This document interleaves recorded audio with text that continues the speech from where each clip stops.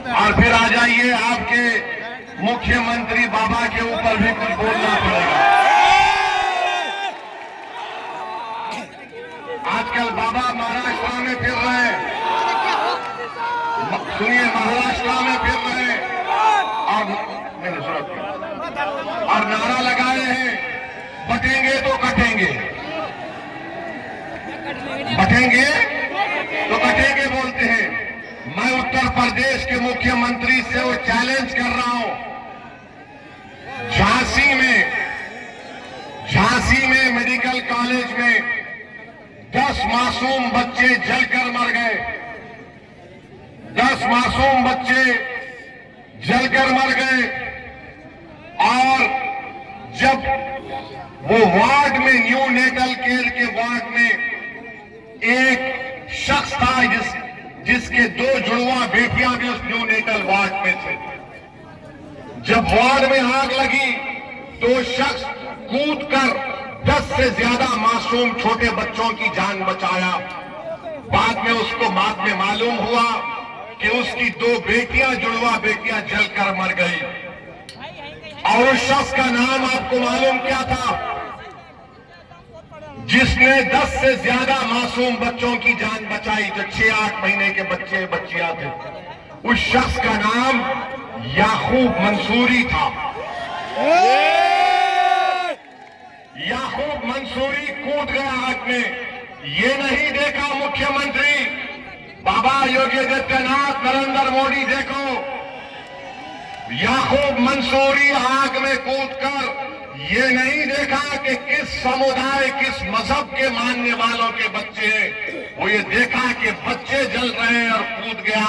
ये अल्लाह को कुछ और ही मंजूर था, वो अपनी 2 मासूम जुड़वा बच्चियों को नहीं बचा सका।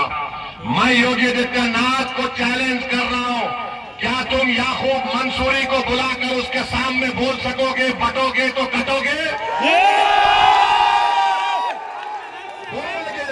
क्या तुम बोल सकोगे कि बटोगे कटोगे? याकूब मंसूरी को बोलो। क्या देश के प्रधानमंत्री याकूब मंसूरी को बुलाकर बोलेंगे एक है तो सेफ है?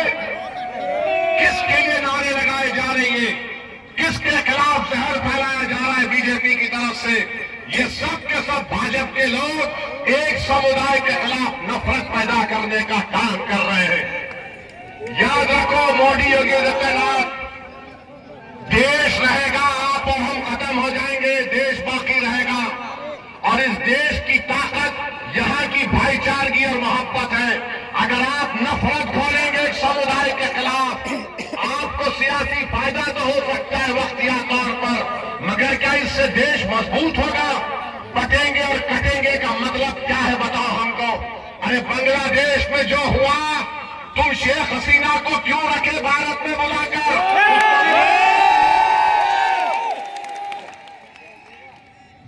से भाग कर शेख हसीना आ गई, मोदी जी बोले आ जाओ मेरी बहन, यहां पर रह जाओ।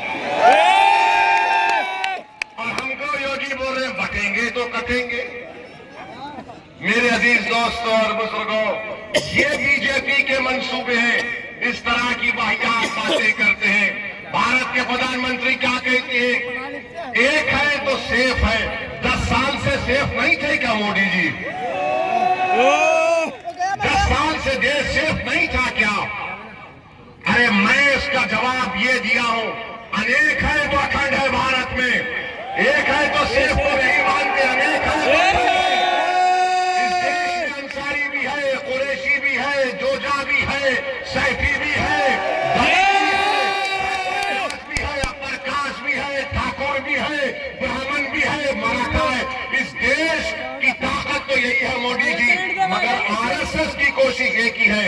इसीलिए मोदी जो कह रहे ना कि एक है तो सेफ है, हम कह रहे अनेक है तो अखंड है।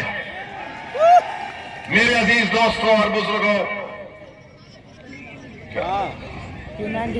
अच्छा ये भी है। जिंदाबाद, 2012 के चुनाव के मैनिफेस्टो में अखिलेश यादव ने 18% रिजर्वेशन का वादा किया था। अखिलेश यादव के पास रिजर्वेशन है किसका? खाली अपने खानदान और परिवार का। मेरी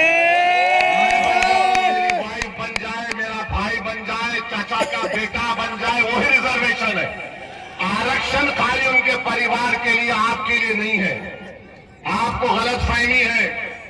ये समाजवादी कभी भी आपका कोई काम करने वाली नहीं है, मगर आप ये समझते हैं कि क्या करें, मजबूरी है। अरे अब तो मजबूरी नहीं है ना, ये तो पार्लियामेंट का चुनाव नहीं है।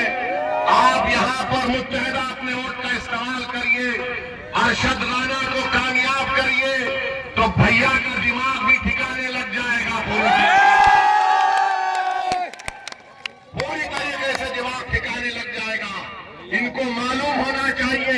याद रखिए, मैं कब तक जिंदा रहूंगा, आप कब तक जिंदा रहेंगे नहीं मालूम, मगर अगर आप अपने वोट से अपनी लीडरशिप को पैदा करेंगे तो आपके वोट की कीमत बढ़ेगी, आपके वोट की अहमियत बढ़ेगी, आपकी जिंदगी की अहमियत बढ़ेगी।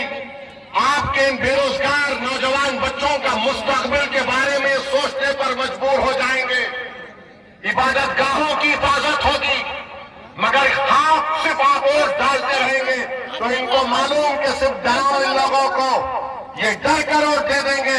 असदुद्दीन ओवैसी आज ककरौली मीरापुर विधानसभा में आकर कह रहा है कि अरशद राणा को डर की बुनियाद पर नहीं, उम्मीद की बुनियाद पर बदल कर बदल लगाएंगे।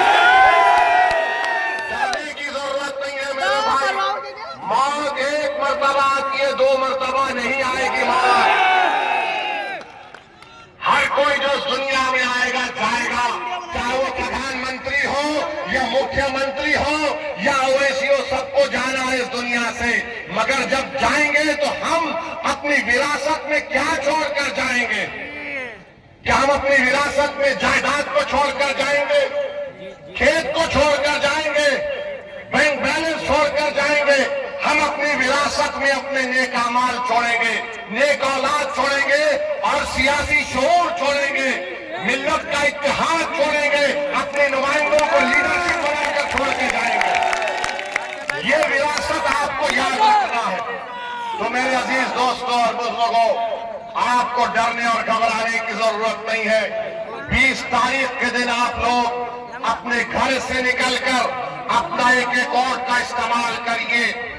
महंगाई आसमान को छू रही है, मामूली चीजें गरीब खरीद कर नहीं खा सकता, मगर योगी बोलते हैं बटेंगे तो कटेंगे, प्रधानमंत्री बोलते हैं एक है तो सेफ है, कोई कहता है धर्म युद्ध है, कोई कहता है वोट जिहाद है। अब ये वोट जिहाद कहां से आ गया मुझे नहीं मालूम, लव जिहाद कहां से आ गया नहीं मालूम। और हम मोदी को और योगी को बोल रहे हैं, अब तुम अपनी जबान से बुलडोजर का तो नाम लेके बताओ।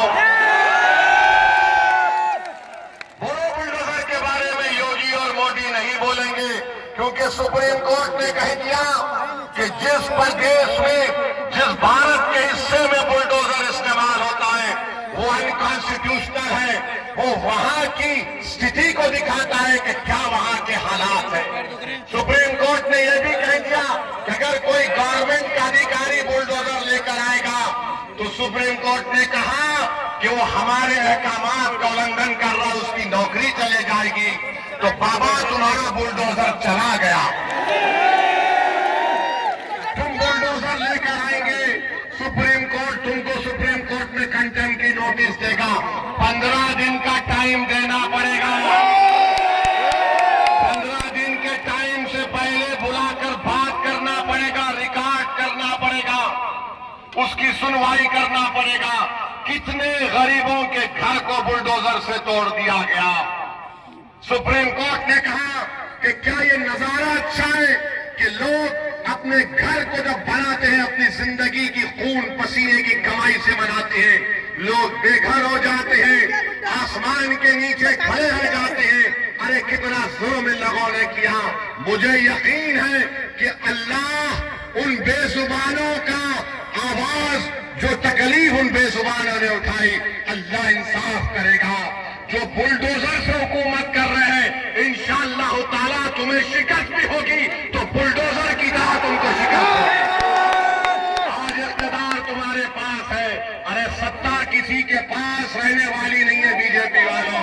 इंदिरा गांधी भी यही समझती थी कि मैं हूं, मगर इंदिरा गांधी चले गई, दूसरे आते हैं। आज योगी और मोदी यही समझते हैं कि हम हैं तो भारत है। नहीं, भारत इनसे बड़ा है, देश उनसे बड़ा है, संविधान उनसे बड़ा है और इस देश की जनता इन तमाम नेताओं से बड़ी है। मेरे अजीज दोस्तों और बुजुर्गों,